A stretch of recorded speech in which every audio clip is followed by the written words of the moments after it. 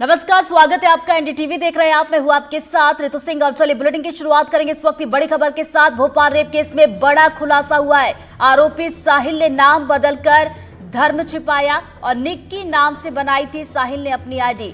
चौथी पीड़िता ने पुलिस के सामने मामला बताया है और धर्म बदलकर डांस क्लास साहिल चलाता रहा। युवतियों को आरोपी के धर्म की जानकारी नहीं थी। तो देखिए, बड़ी खबर आप तक पहुंचा रहे हैं। भोपाल रेप केस से जुड़े मामले में एक और बड़ा खुलासा हुआ है।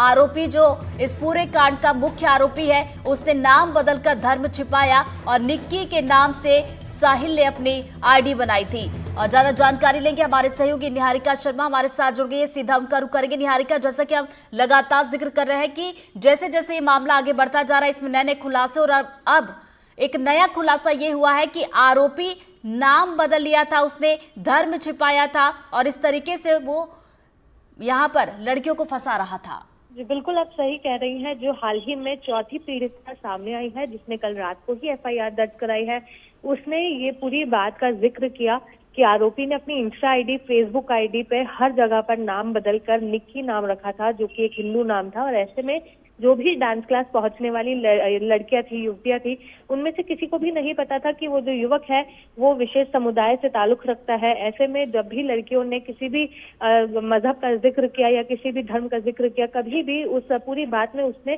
सहभागिता नहीं दिखाई। हालांकि इस मामले का खुलासा तब हुआ जब वो जो पीड़िता थी, उसे आरोपी साहिल, जो अपनी डांस क्लास में जिसकी डांस क्लास में वो पीड़िता आती थी, जब उस पीड़िता को आरोपी साहिल एक कमरे में लेके जाता है, जबरदस्ती उसका हाथ पकड़ने की कोशिश करता है, और न केवल हाथ पकड़ता है बल्कि जबरदस्ती तक करने की कोशिश करता है और उसे अपना असली धर्म बताता है, और साथ ही में उसे धर्म परिवर्तन करने का भी उस पर दबाव बनाता है। इस पूरे मामले का खुलासा तब होता है।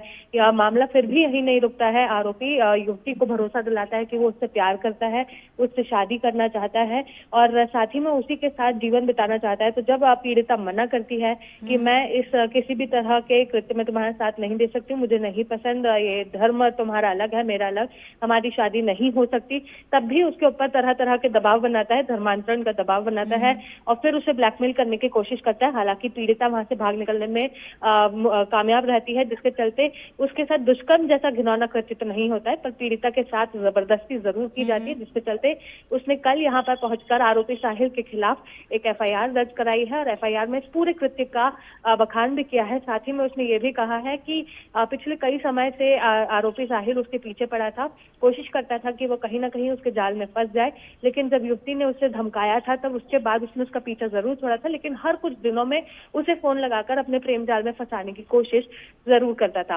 हालांकि पुलिस ने आरोपी साहिल को बागसिवनिया थाने से तो जेल भेज दिया था, लेकिन अशोका गार्डन थाने के मामले में वो अभी भी रिमांड पर है। ऐसे में अब एक और नई एफआईआर दर्ज करके एक नया केस साहिल पर लगाया गया है, जिसके चलते अब साहिल से इस मामले में भी अलग से पूछताछ की जाएगी। जी, तो चलिए, अब इस पूरे मामले में और भी पूछताछ की जाएगी। नजरें बनाए रखिएगा निहारिका, आगे अपडेट लेते रहेंगे। फिलहाल बहुत बहुत शुक्रिया आपका तमाम जानकारी के लिए।